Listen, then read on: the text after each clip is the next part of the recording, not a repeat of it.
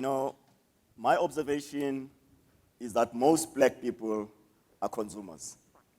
I always say that if I come in the morning to your house, without announcing, I come and said, hi, what's the first thing you're going to do? You're going to brush your teeth. And who has developed that toothpaste? It's somebody else. And we are consumers, and we are proud of it, and we always flaunt that. You see most of us driving fancy cars, and we flaunt that. But we don't produce any of those things. So it's about time that we should look at that. Now, the other thing that I've observed is the wealth creation. It's a challenge for us to create the wealth, because once you create wealth, you need to leave the wealth to the next generation, and we don't do that. So those are the things that we need to focus as this generation, to focus on that for the next generation. So that is why I'm saying the wealth needs to be sustained, and we need to create it all the time and give those young people lessons for that. Now, the other thing that I've observed, those who are working, they're always on the comfort zone. For them to move from the workplace to start their own business is always a challenge. They're scared. They always think of their salaries, they think of their monthly expenses and all those things. And that stops the progress. So that is why I'm saying, please get out of that comfort zone. If you are working, you must remember, I always say that if you're hired, you will be fired. That happens. That is the truth. Now, the other thing is we're scared of taking those risks, and we also can't take rejection. Now, when you start a business, showcase, you are going to be rejected, either you like it or not. Some people will agree with you, some they won't agree with you. But that doesn't mean that you must not move forward with what you want to do. Now, what I'll always say to people is, before you start your own business, you have to identify the market. What type of market you want to get into? Are you solving a problem? Because remember, it's one thing to start a business, it's another thing to solve the problem of the people. Now, if you're there to solve a problem, then the money will follow you. But if you're there just you want to copy somebody else that has done it, then it's going to take you a long time to generate income on that one. So once you identify the type of market you want to get in, first thing you must understand it. You must do your research and development in that kind of market, in that kind of business you want to start. Once you do your R&D properly, once you understand it, the other question is, are you passionate about it? If you are passionate about a business, it doesn't take so much effort to do it, because I always say that you are turning the passion into profit. There's not much sweat. So that is why I said that is very important. When you start any business, you must be passionate about it. Now, here the passion comes from. My sister had a salon many years ago where people were using the chemicals, the relaxers. And when I saw mothers and daughters racing to the basin because they're using the caustic soda, which it's equal to a drain cleaner. So it burns the scalp.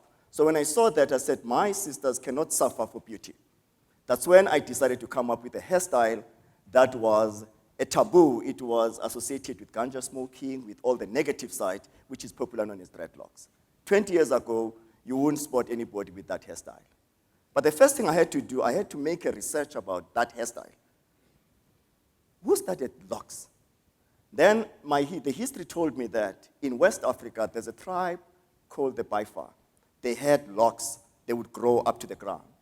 Now, the Baifa, the slave master during the days of slavery, when they saw the young men there, they said, your hair is dreadful, your hair is fearful, your hair is scary. So that is why I don't call the hairstyle dreadlocks, because there's nothing dreadful about my hairstyle. Now, the history told me again that even in East Africa, we've got the Maasai.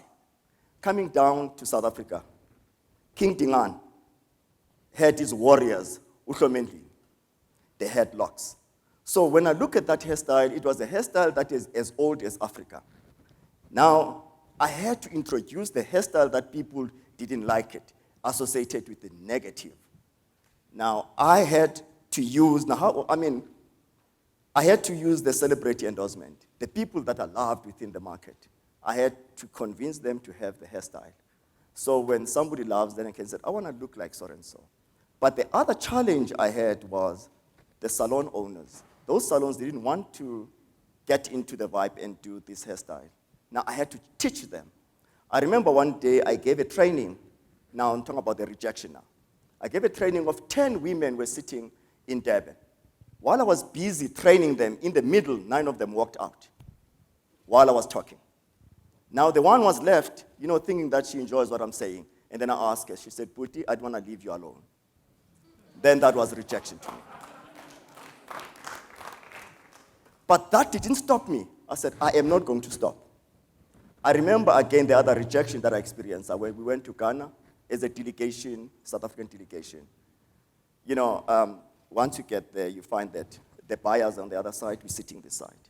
Now everybody is doing a presentation. When I did my one, these men, they look at me and say, young man, don't waste our time. That was 1999. 2006, I went back to Ghana. But this time, I always say that the rejection doesn't mean that you failed. All it says, go back and prepare. When the time is ready, you go back again.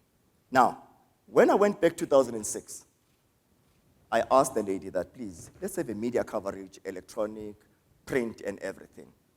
Trust me, we were in all the television stations in Ghana, radio, print media. On my way back to the airport, people recognized me. I was signing autographs. When I compared that to 1999 to 2006, there was no rejection again. So that is why I said, when you're going to start your own business, you are going to be rejected all the time. And now you talk about the traders. People, they always ask me, how did you do it? Because now we see your product in all the chain stores. It's not easy. Some of the chain stores, they need listing fees. That listing fee varies from 500,000 to R1 million. How are you going to afford that if you're a new business person? But if you take a product and go to youth churches and try and introduce your product right there, now it will be a pulling strategy. The very same people, they will go and ask for the product on the shelves. The buyer is going to call you. Now, there is no discussion of listing fee there. So that is why it's very important to understand your market and also introduce your product to the people that are closer to you, that love you. Now, that focus, it's very, very important all the time. You must focus.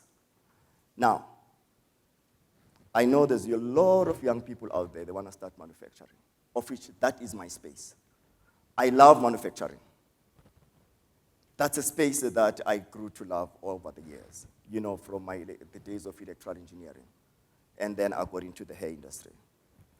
I always say that when young people ask me, hey, how is it, how do we get the product? Because are you a chemist? I said, no, I'm not a chemist. I never studied chemist. But depending if you want to start your own product, what type of product you want to do? Have you identified that people love that product? If you want to start a shampoo, I'll make an example of car wash. How many car washes we have here around Gaborone? Lots of them. What shampoo are they using? Have you thought of that? To go around them and take the shampoo they are using and take that one they love and make a research on that one. Read the ingredients at the back. And once you read them, create a package that you take that packaging, your branding, they use the name that they will identify with them. You go and ask them, with the packaging, with nothing inside, you said, would you like this product? They look at it, they say, and then you make sure that it's easy to handle. Maybe they can hang it there. And then from there, you come back to people that do manufacturing. They will mix the product for you and put something inside. That is why that I'm saying every time I've been asked questions. There's a lot of things that we're not doing. I'll give an example again. Your oil processing. Your oil processing. How do we do that? But young people, it's about time now you guys stand up and get into manufacturing. It doesn't matter what. You see on the shelves, most of those products that are out there, they are not from Botswana. They are not done by Gaborone people. They are from outside, multinationals. What's stopping us?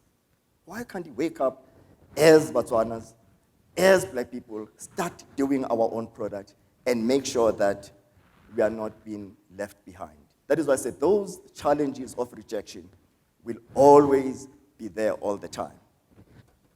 Thank you very much.